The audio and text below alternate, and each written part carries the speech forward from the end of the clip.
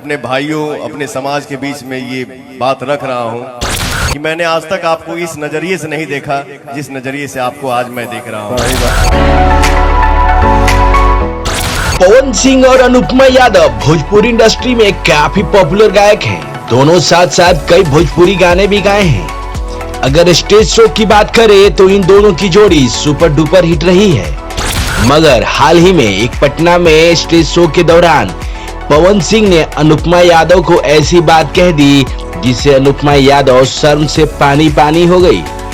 ये वीडियो तेजी से वायरल हो रहा है, तो चलिए एक बार आप भी सुनिए कि पवन सिंह ने ऐसी बात क्या कह दी जिससे अनुपमा यादव शर्मा गई। तो आपने भी बातें सुन ली कि पवन सिंह ने अनुपमा यादव को क्या कह दिया। हालांकि पवन सिंह ने अनुपमा यादव से कहा कि मैं मजाक कर रहा हूं, इसे गलत ना समझे। पवन सिंह अनुपमा यादव की खूबसूरती की तारीफ करना चाहते थे, मगर कहते कहते सब कुछ कह दिया।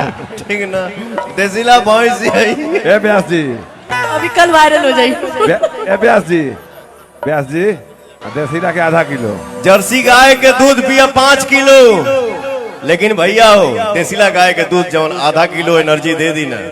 अनुपमा देसीला गाय है।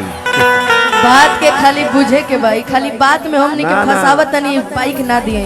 तो आपने भी बातें सुन ली कि पवन सिंह ने अनुपमा यादव को क्या कह दिया। हालांकि पवन सिंह ने अनुपमा यादव से कहा कि मैं मजाक कर रहा हूं, इसे गलत ना समझे। पवन सिंह अनुपमा यादव की खूबसूरती की तारीफ करना चाहते थे, मगर कहते कहते सब कुछ कह दिया। खबरिया जंक्शन के लिए ब्यूरो रिपोर्ट।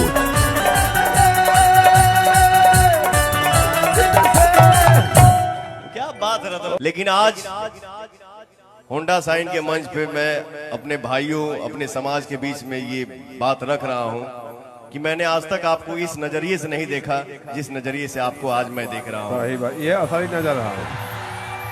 बात के बुझे के बहुत खूबसूरत लग रही हो आप मुझे आज।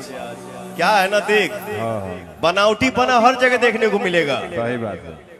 केहू लकड़ी लेखा मिली, केहू ऐसे मिली, केहू ऐसे मिली, केहू टोने मिली, केहू सोच मिली, लेकिन नेचुरल ब्यूटी जिसको बोलते हैं ना, देसीपना। आप देसीला गाय हो।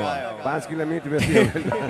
ठीक ना, देसीला भैंस है। व्यास जी अभी कल वायरल हो जाएगी।